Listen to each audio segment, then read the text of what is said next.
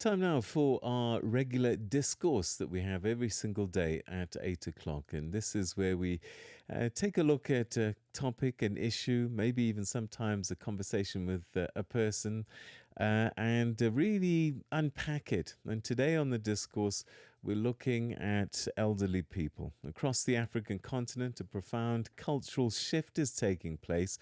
For generations, our elders were revered as custodians of wisdom, history, and community stability. Yet, beneath the surface of urbanisation, economic hardship, and changing social structures, millions of older Africans are now facing unprecedented vulnerabilities, from systemic neglect and financial exploitation to severe human rights violations, such as horrific allegations of witchcraft used to displace older women from their ancestral lands. Elder abuse remains a deeply hidden and underreported crisis in our society, sadly.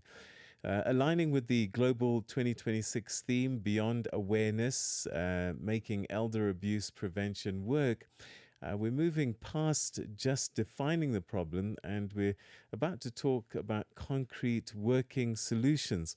Well, joining us now to unpack these realities is renowned gerontologist and advocate, African senior welfare specialist, Dr. Maxine. Thank you so much indeed for joining us, and a very warm welcome to you. Thank you, team, and thank you to the Rise and Shine listeners for joining. So, I think, when we talk about abuse, we often focus our minds and attention often to physical abuse. But I think there are many more abuses, aren't there? Hidden forms that don't often get reported. Take us through some of those that you see and that we should be thinking about more and more. So, especially within our context, it is difficult because there's quite a lot of sort of economic abuse, especially within, the context of older people and the older generations, because unfortunately, they can't, often manage their day-to-day affairs. So things like the ability to draw a pension or to go to the bank for themselves or to take care of financial matters are often they're not able to do. So it falls on other family members. And if you're lucky enough and you can support you, they will go draw the money.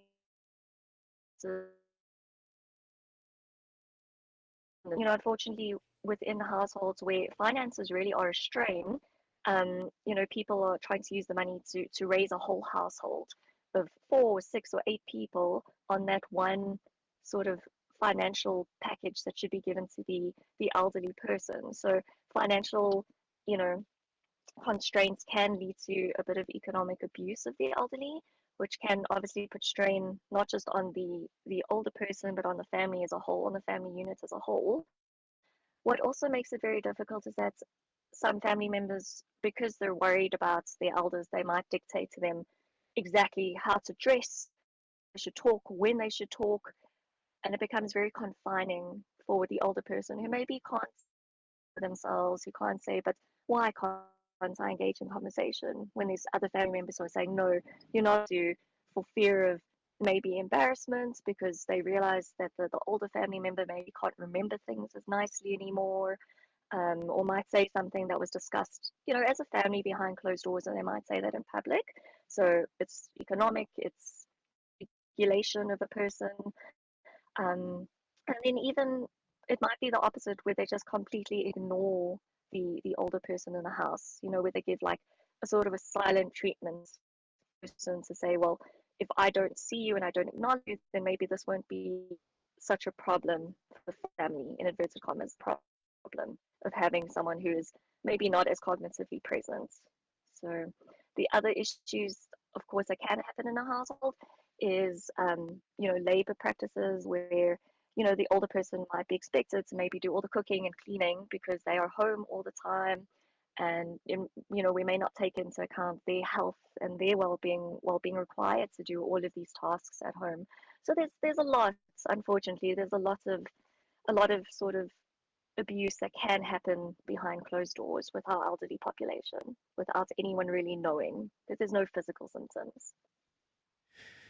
I'm not surprised, but I am worried, and I just wonder how prevalent is things like the weaponization of witchcraft allegations. Is that something that occurs quite commonly? So we have seen it in our settings, but the thing is, I do think it's purely just misunderstanding. Like, I've got the utmost respect for cultural beliefs, especially when it comes to traditional healers within our African context, you know. But I think that families maybe don't realize these things can exist together. So they might mistake symptoms of memory loss and, you know, acting out as signs of witchcraft. And it's because we, so maybe as the medical community, haven't gone into these communities to say these are signs of not normal aging, but disease. It's not a spell that anyone, you know, put on you.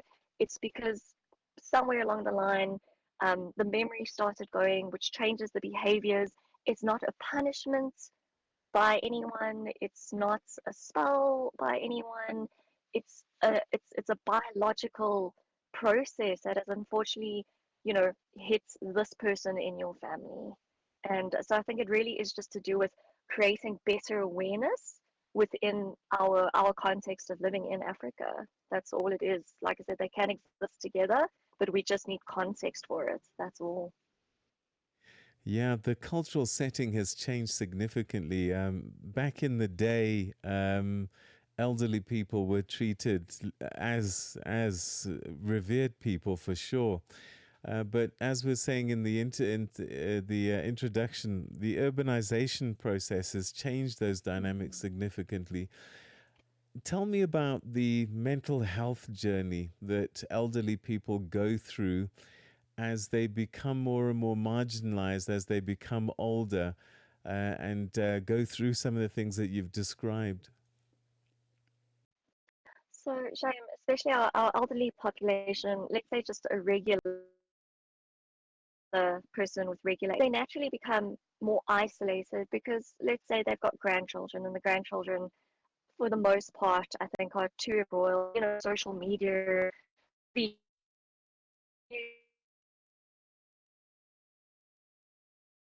Hello, Maxine. Do you want to move around just a little bit? We're losing your signal, and I think it might just be where you're positioned.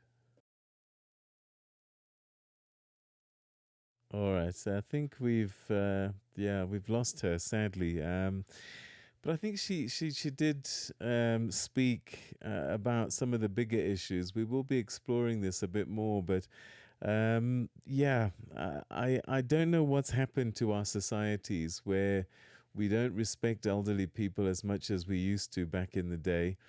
And it didn't matter whether that elderly person was your relative or not. There was just an acknowledgement that you treated elderly people with a certain respect. Maxine, you're there? Sorry, apologies.